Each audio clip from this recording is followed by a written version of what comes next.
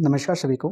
क्या हवाएं थी कि उजड़ा प्यार का आशियाना, कुछ काम ना आया तेरा यूं शोर करना गुल मचाना। नाश की उन शक्तियों के आगे चलता जोर किसका, किंतु ए निर्माण की प्रतिनिधि तुझे होगा बताना। जो बसते हैं वो उजड़ते हैं प्रकृति के जड़ नियम से, पर किसी उजड़े को फिर से बसाना कब मना है अंधेरी रात पर दीपक जलाना कब मना है, पर दीपक जलाना कब मना है। तो साथियों, यह काम हमारे लिए इतना मुश्किल नहीं है, हम कर सकते हैं, हम करेंगे।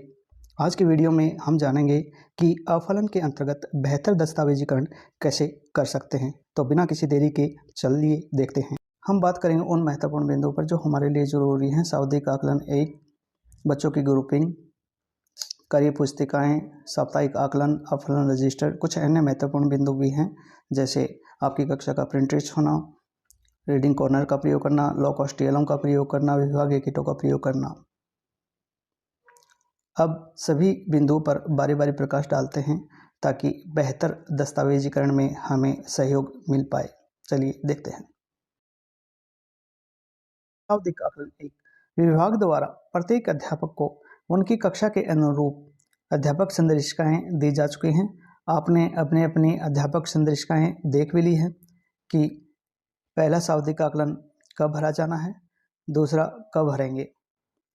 जब हमें कार्य पुस्तिकाएँ और अध्यापक संदर्शिकाएँ प्राप्त हुई थी, वह लगभग दिसंबर माह के आसपास प्राप्त हुई थी। दिसंबर तक हमारे आफलन के अंतर्गत 12 सप्ताह पूरे हो चुके थे।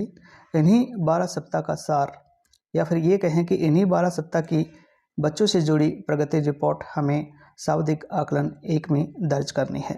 इस प्रकार हमारा पहला सावधिक आकलन पूरा हो चुका है। अब हमें आगे का प्रोसेस जारी रखना है, यानी कि कहने की बात यह है कि सावधिक आकलन 1 से आफलन की वास्तविक शुरुआत होती है। बच्चों का वर्गीकरण, हम सावधिक आकलन 1 कर चुके हैं।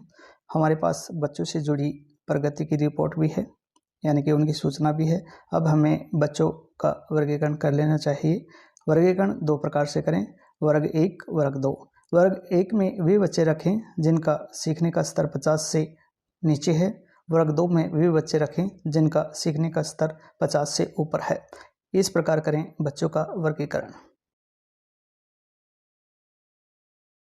कार्य पुस्तिकाएँ एवं साप्ताहिक आकलन, सभी बच्चों को कार्य पुस्तिकाएँ मिल चुके हैं। आपके द्वारा बच्चों को कार्य पुस्तिकाओं में कार्य भी करवाया जा रहा है, लेकिन देखने में यह आया है कि अधिकतर बच्चे उन पुस्तकों को अपने घर लेकर जाते हैं। कई बच्चे तो इतने एडवांस होते हैं कि सारी की सारी पुस्तिका को ही भर देते हैं, जो कि विभाग के निर्देशानुसार गलत है।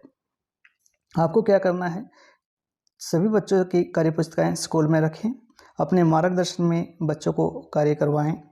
कार्य 4+1+1 पैमाने पे करवाएं, यानी कि 4 दिन पढ़ाएं, 4 दिन सिखाएं, 5वें दिन पुनरावृत्ति करें, 6ठे दिन मैंने सीख लिया के अंतर्गत आकलन करें, जिसे साप्ताहिक आकलन भी कहा जाता है। मैं यहाँ बताना चाहूँगा कि प्रत्येक बच्चे की कार्य पुस्तिका में आप ग्रेडिंग करें, उनको अंक दें। और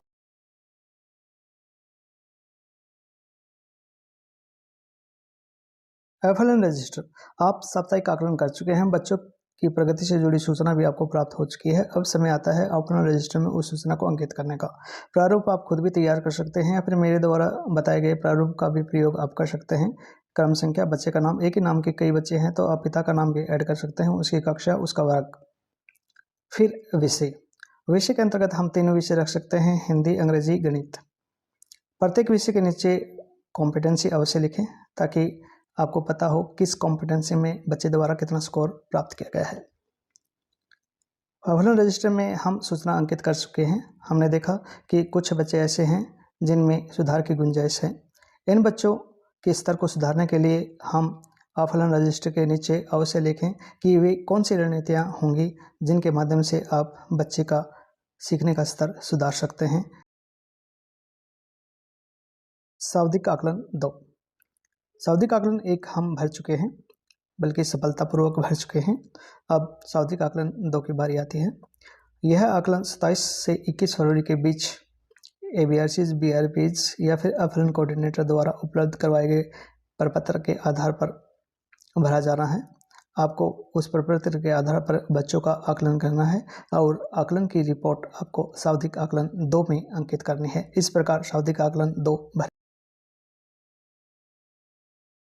सप्ताह का निर्धारण।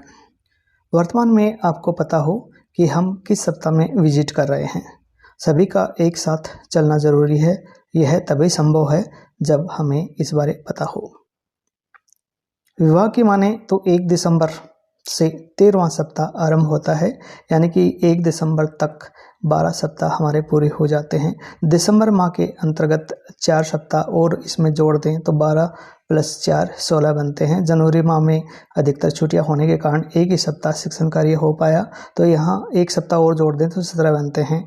इसी प्रकार फरवरी में 4 सप्ताह हम और जोड़ दें तो 17 में 4 जोड़ने के बाद हमारी संख्या 21 की बनती है और मार्च माह में 1 सप्ताह हम पूरा करवा चुके हैं, तो वर्तमान तक हमारे 22 सप्ताह पूरे हो चुके हैं।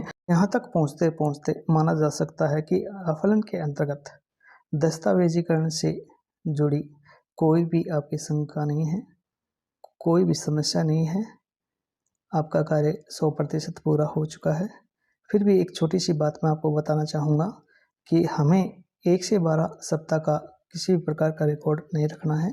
हमें केवल रिकॉर्ड रखना है 13वें सप्ताह से लेकर 22 या 23वें सप्ताह का।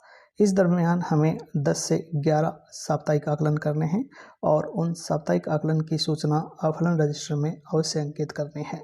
तो ये मेरा एक छोटा सा प्रयास था।